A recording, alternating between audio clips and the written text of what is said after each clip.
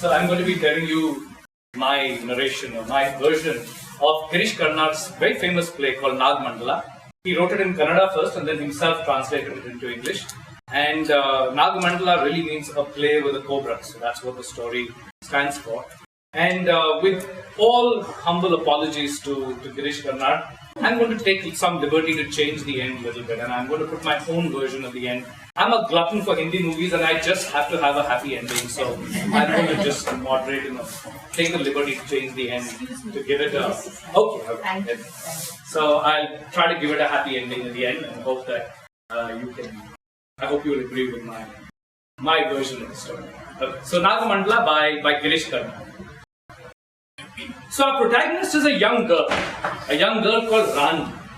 Rani the queen of her tresses, the queen who had beautiful long hair. And when it was knotted up and it draped over her neck like this, it almost looked like a king cobra had been draped over her neck. She was her parents' only child, and they loved and doted on her. And she was still very young when she, of course, came of age, and they decided to get her married. So they chose a boy from a neighboring village called Appanna, who was rich but had lost both his parents. And I'm reminded of the importance of being earnest, where they say that to lose one parent is unfortunate, but to lose both is utterly careless. And this gentleman had lost both his parents. And but however, the match was fixed since he was a well-to-do boy. And he came to the village and she was married off. And as it happened in those days, they walked back to his village. And all through the walk back, Appanna didn't say a word to Rani. She just walked behind him, and he walked ahead of her. By evening, they reached the house, and Appanna opened the door, let Rani in, and then told her, "I'll be back at noon tomorrow. Keep my lunch ready." And stepped out of the house and locked the door and bolted the door and locked it. Rani ran to the door and said, where are you going? And why are you leaving me alone here? She was a very young girl. She had never been left alone in her life. And Appanna just walked away. And Rani was so afraid. It's a new place for her, first of all. And in any case, she had never been alone. And she just cried to herself and missed her parents terribly. And just fell asleep. The next day, as promised at noon, Appanna came back, opened the door, and almost as a matter of fact started walking towards the bathroom, and she ran to him and said, where were you? Why did you leave me alone over here? I'm not just...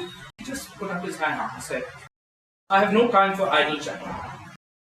And he went and had his bath, came out and had the lunch which Rani had prepared, and left, locking the door once again. And this carried on day after day, and Rani was just flabbergasted. She didn't know what was happening, and she missed her parents terribly, and she talked to herself to keep herself amused and cried herself to sleep every night. So this carried on for a few weeks. And then what happened was, there was a old blind lady called Kuruda, who happened to be the friend of Appanna's mother, when Appanna's mother was alive. And she had heard that Appanna had got married, so she came to see the new bride. So she came to the door, and to her surprise, as she fumbled with the door, she realized that there was a lock on the door. And she thought to herself, what could have happened here? Where could he have taken this bride? Has he already sent her home? But being a blind person, her hearing was quite acute. And she heard someone sobbing inside the house. So she went around to a window and called out from there and said, is anybody there? And of course, Rani was most happy to hear another human voice and said, yes, it's me, Rani. And Kurudava asked her, so, young girl, why are you locked inside this house? And Rani told her the whole story. Now, it was actually commonly known within the village that Appanna had a concubine. Kurudava knew that herself. But she had hoped that now that he was married, he would give up his ways of visiting this concubine and spend time at home as a householder would. But apparently he had not. And she felt terribly sorry for Rani. So she asked Rani, so does he beat you or ill-treat you? Rani said, no. Does he talk to you? She said, no, just do this, do that, get my lunch ready. This is all happening through the window. They're just talking to each other through the window. And then finally, Kurudava gathered the courage and asked her, Has he touched you? Now my poor Rani was a naive little girl and she didn't even know what is the meaning of being touched. And she said, no. And Gurudeva gave a big sigh and said, don't worry, Rani. I have the solution to your problems. I was a blind girl. Nobody would marry me. But one day, a very learned sage visited my father's house. And I served him very well. He was so happy with my devotion that when he left, he gave me some pieces of a root, a magical root. And he told me, put this into the food of the next suitor who comes to see you. And watch what happens. A few weeks later, a distant cousin of mine came over home. He was a young man. And I took a piece of that root and mixed it into the curry of the food that I was serving him. He had the curry and had one look at me and fell madly in love with me. He then married me and never left my side. It took the plague to separate him from me. She said, you take this, I have given it to several other young girls and it has worked very well. I'm sure it will work for you. So Rani was very excited and she decided, okay, this is the trick. And she's going to eventually get friendly, that's what she thought, get friendly with her husband. So she kept the root with her. That afternoon, as normal, Aparna came home, unlocked the door, went straight for a shower, shouting her the instruction, keep my lunch ready. So while she was preparing the lunch, the food, she had a curry there before her, she took a piece of the root and she dropped it into the curry. No sooner she dropped it into the curry, the whole thing started to boil over and it turned blood red. And it started spattering all out over outside the vessel and leaving stains all over the floor. Rani got terrified. She said, if Aparna sees this, he'll think I'm trying to poison him. So what do I do? What do I do? He's still in the shower. So she picks up the vessel, runs out of the house because the door is now unlocked, and she finds an anthill in the distance, just outside the house. And she pours the entire food down an anthill and turns and runs back into the house. Now, there's a king cobra inside the anthill. The king cobra comes out and hisses and watches Rani as she goes back into the house. Now, she goes back inside and Aparna comes out of the bathroom and says, so where's my lunch? She just has no explanation to give while there's no lunch. And Aparna gets very annoyed and slaps her and walks out of the house in disgust, once again, of course, locking the door. And Rani is lying on the floor crying.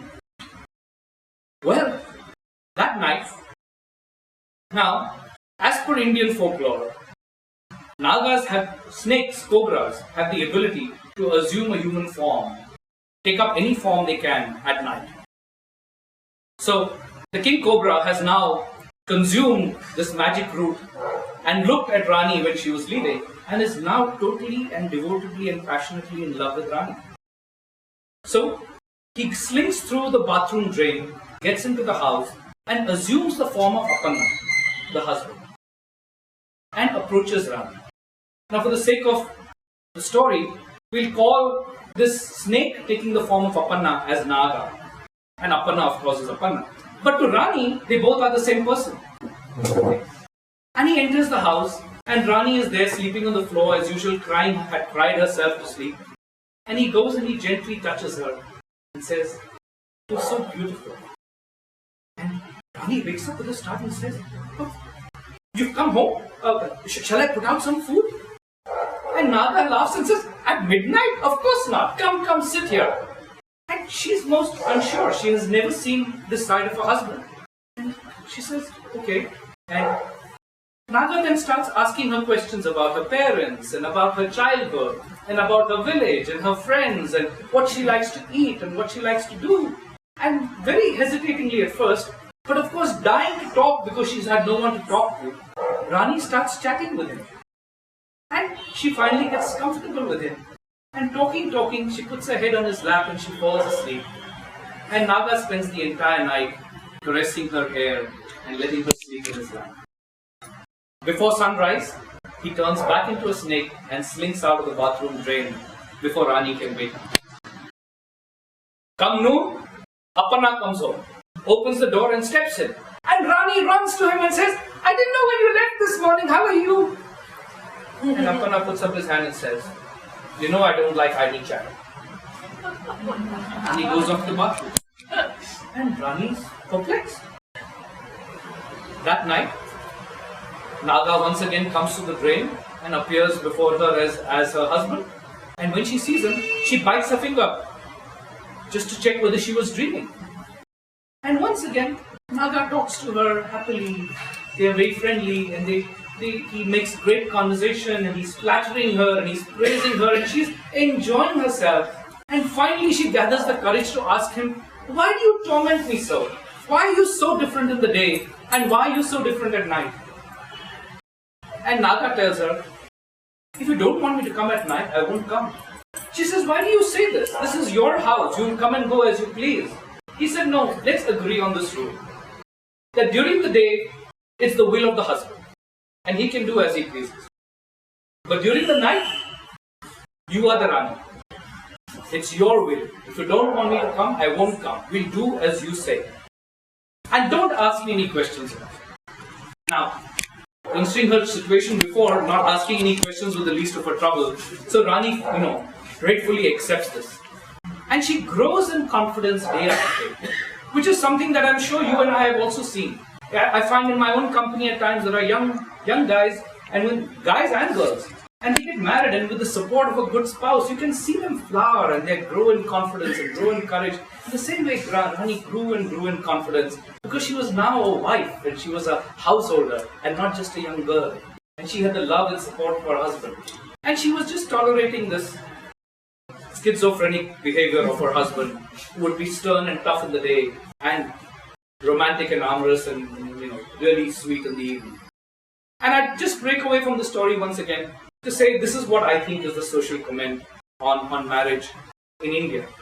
In many joint families, the husband cannot show his romance or his love for his wife during the day, because otherwise he'll be a Joru ka gulam, right? He has to be stern and businesslike and get on with the work and stuff like that. But behind closed doors, he is romantic and kind and sensitive. And this is the kind of dichotomy that I think Girish Karnad is making a comment on between the two kinds of husbands that she has, though in this case they are two different beings that she was. So let's come back to the story. So Rani, as I said, grows in confidence every day, and she happily accepts the situation. That during the day, I won't ask any questions, I'll just serve him his lunch, let him go, but at night, in the evening, once the sun sets, then my great husband will come back and we'll have a lovely time together.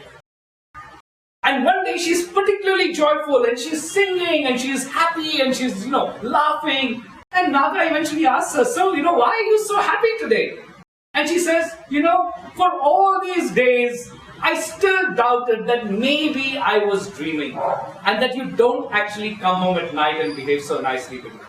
But now I have proof. I have proof that you exist because I'm pregnant." And Naga's face falls. He becomes extremely worried.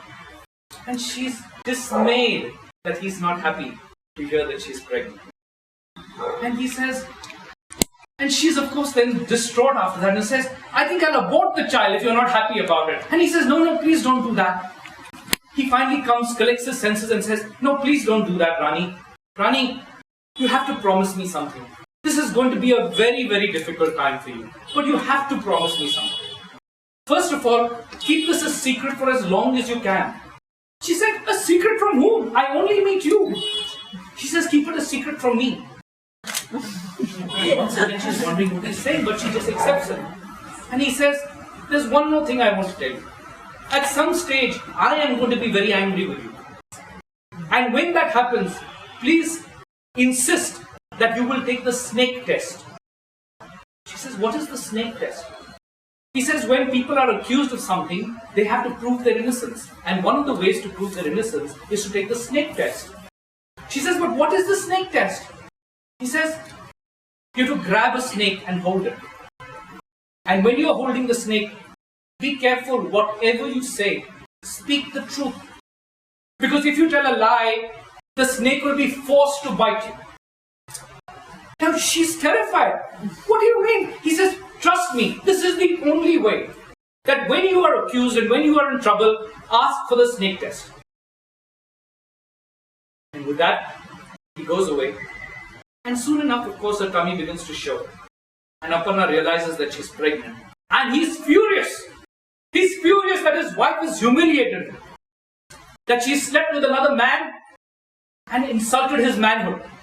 And he slaps her and beats her mercilessly and drags her by her hair to the village panchayat and throws her at their feet and accuses her of adultery. It's perfectly sensible that he has had a concubine all his life, but his wife is accused of adultery because she's now pregnant with another man's child. The village panchayat asks Rani and say, "So Rani, what do you have to say for yourself?" And Rani, shivering and yet reverential to the village elder, says, "Oh Lord, I'm innocent. I'm innocent." He says, "How can you say you're innocent? You're pregnant." And she finally remembers Naga's words and says, who she thinks is Aparna, and says, "Oh Lord, I'm innocent and I'll prove it by taking the snake test." The moment she says that, there is a murmur that spreads through wildfire through the village. The snake test? Nobody opts for the snake test. It's the worst thing to do. The whole village gathers over there. Everybody gathers to see the spectacle of someone taking the snake test. And among those who are gathered is also Aparna's concubine, because everyone gathers there to see what's happening. Shivering and trembling and very, very unsure of herself, Rani walks up to the snake hill. The village elders warn her and say there are different ways to do this. You can hold a burning iron rod and swear by that. She says, "No, I want to do the snake test." And she goes up the snake hill, the ant hill, very, very nervously. And she puts her hand in and pulls out a snake and pulls out a king cobra. And the king cobra and her hand is shaking and she closes her eyes and she says, "I swear that ever since I've come in this village, I have only held two." And when she says that, Aparna immediately interrupts and says, Two! She said two! She's telling, this is the truth. Rani just continues, "Ever since I've come to this village, I swear that I've only held two by my hand. One is my husband and one is this king cobra." With her own words, she gets a little courage and she looks up and says, "And apart from these two, I have not touched any other member of the male sex, and no other member of the male sex has touched me." And everyone's waiting with bated breath to see if the snake is going to bite her. And instead, the snake curls around her neck and makes a loose garland around her. And as she leaves the neck of the snake, he comes and dances around her head like this. And the village is stunned. For a moment, they don't know what to say. And then they all bow down and fall to their feet and say, "Hail, Rani is a goddess! This is a chamatkar that we have never seen before in this village." And everyone is suddenly jubilant. And they take Rani in a palanquin and carry her around the town. And everyone throws flowers at her and makes offerings at her feet. And the village elders almost console Aparna and say, "Aparna, it's not your fault. This is how goddesses reveal themselves. You had no way of knowing. Now, spend the rest of your life serving her. This is what your duty is." And including the concubine, she falls at Rani's feet and begs for Rani's forgiveness. And Rani picks her up and says, "No, please don't. You're my soul sister. You have been taking care of my husband. Please continue to do so." And so, it unfolds that Aparna and the concubine work all day in Rani's house and serve her because she's a goddess. And they retreat to their accommodation at night. And at night, the Naga comes through the drain and spends the time with her husband, with his wife. They soon have a bonny baby and they live happily ever after. Nagamandala.